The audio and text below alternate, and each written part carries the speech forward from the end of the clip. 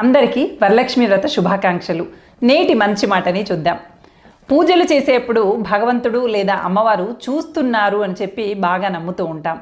అలాగే మన బాధని వింటున్నారు అని చెప్పి మన ప్రసాదాలని స్వీకరిస్తున్నారు అనేటువంటి భావనతో పూజలు ఎన్నో చేస్తూ ఉంటాం.